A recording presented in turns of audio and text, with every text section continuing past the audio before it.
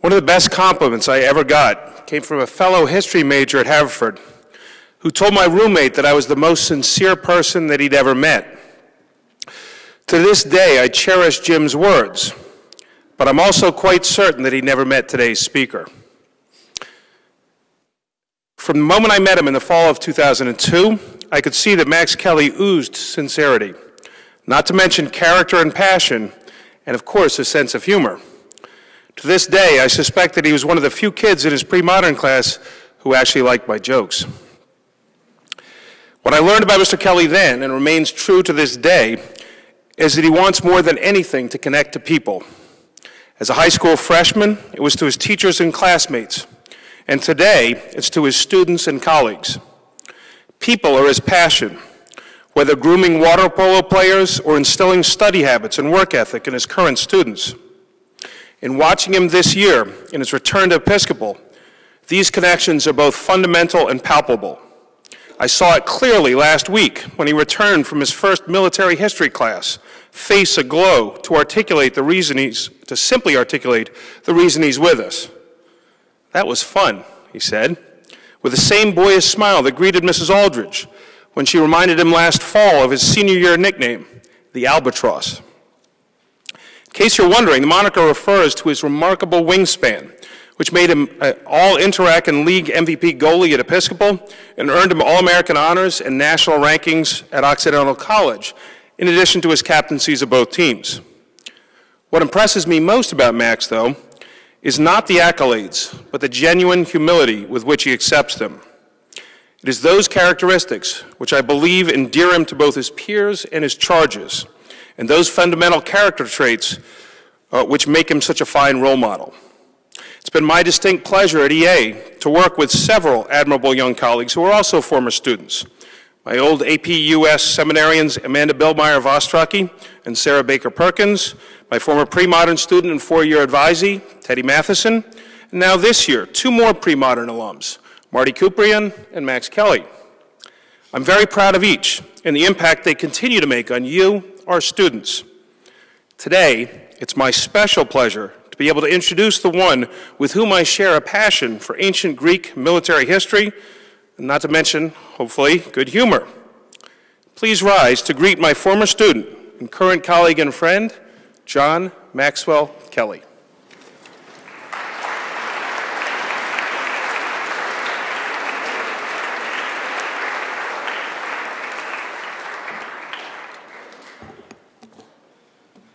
Thank you. Please be seated. Good morning. Thank you, Mr. Bryan, for that great introduction. And thank you, members of Vestry and Reverend Squire, for asking me to speak here today. It is an honor and a privilege to be a part of this community once again. Every day we come to Episcopal, and all of us are fortunate to be surrounded by one another. I look forward to coming here every morning, and candidly, even more than when I was a student. From the administration, faculty, staff, and students, each of us impacts one another. Some of our actions are clearer than others, but what makes Episcopal special are the actions that affect our lives in the long run. When I graduated from Episcopal in 2006, I traveled to California to attend Occidental College, a small liberal arts school in Los Angeles. I was a little apprehensive and nervous of what to expect. Being 3,000 miles away from home, independent from my parents, and the opportunity to wear sandals every day sounded pretty good to me. On the other hand, at a starting spot and goal I wanted to win on my new water polo team, academics to focus on, and just figuring out how to start a whole new life outside of the East Coast. Each were unknown scenarios with unknown results. Unknown situations are an interesting element of life because it is in our human nature to be nervous and fearful of something unfamiliar. We cannot anticipate the outcome because we sometimes never experienced it before. We fear failure. Due to this fear, our muscles freeze up, our thoughts become clouded, and we do not act. It soon becomes a vicious cycle because, as Pat Riley once said, the more fearful you get, the more likely it is your predicted disaster will ultimately come true. Episcopal helps us get over these fears and doubts. You may not know it now, but one day, when you look back at your time here, this institution provides you with many lessons and experiences that help shape who you are as a future individual. Whether it is in the classroom, on the athletic field, or here in this chapel, you are surrounded by lessons to take with you for the rest of your lives. So when you're facing something unknown outside of this community, you will know how to adapt, and you will know how to push yourself to succeed. The most life-changing experience for me was my introduction to the sport of water polo.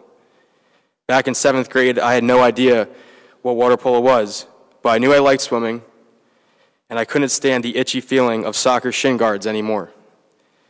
I told my dad about the new opportunity, and his words still stick with me even today. Any new situation is typically not going to be anything you expect. It's either going to be better or for worse than what you think. But by being ready to adapt and striving for your best, you will always succeed beyond your expectations. As always, he was right. Water polo was better than what I expected, but also harder than anything I ever did. I went from standing still in front of the soccer goal to just doing my best to keep my head above water. But I was hooked, and I was determined to make the sport my own. When you're faced with something new, do not back down, do not run away. What's the worst thing that can happen?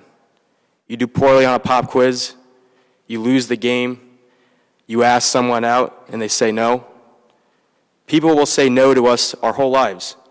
We will make mistakes, and we might simply lose.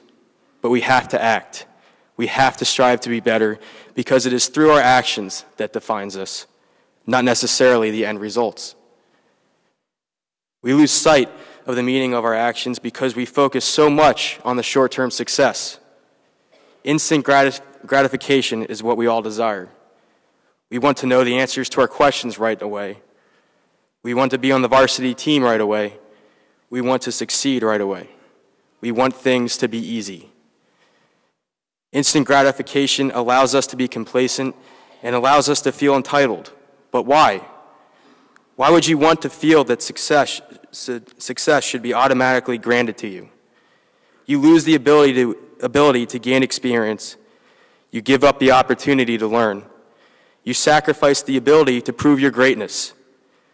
The moment we accept a complacent mindset is the moment when we truly fail. As a teacher and a coach, you want to try to provide an environment that is challenging, but also helps each student develop to his or her fullest potential. Episcopal presents these opportunities daily, and without them, I would not have been able to succeed at Occidental, and I would not be the person I am today. I will always recall my coach, Brian Klein, motivating me in the pool to be better when I thought I'd reached my potential, but I still had a lot more to go. I still remember my freshman year, Mr. Bryant pushing me to develop a clear and concise thesis, to never forget the details, and to truly understand the importance of history. I will always remember Mrs. Aldridge encouraging me to develop my passion for history and help me realize my dream to be a history teacher. And I will never forget Kahari Baton and how he inspired me to teach military history. And well, here I am. But I am not done learning. Every day, everyone from the students to the faculty teach me something new about myself. Each one of you pushes me to be a better teacher, a better coach, and more importantly, a better person. For this, I will always be grateful. Blue and white will always run in my heart, not because I went here from kindergarten to 12th grade, but this school has done so much for me in mind, body, and spirit. Episcopal provided me with the tools to succeed, but more importantly, showed me how my actions, not my words, reveal my character. Students, you are destined for greatness. Each one of you has a unique ability that one day, whether it be here at Episcopal, in college, or when you start your first job, you will demonstrate how great and extraordinary you are. Marianne Williamson said it best: "Our deepest fear is that we are powerful beyond measure." It is our light, not our darkness, that most frightens us. Your playing small doesn't serve the world. There's nothing enlightened about shrinking so that other people won't feel insecure around you. We are all meant to shine as children do. We are born to make manifest the glory of God that is in us. It's not just in some of us, it's in everyone. And as we let our own light shine, we unconsciously give people permission to do the same. As we are liberated from our own fear, our presence automatically liberates others. Stretch your limits, fight through adversity, dare to be great. Thank you, and God bless.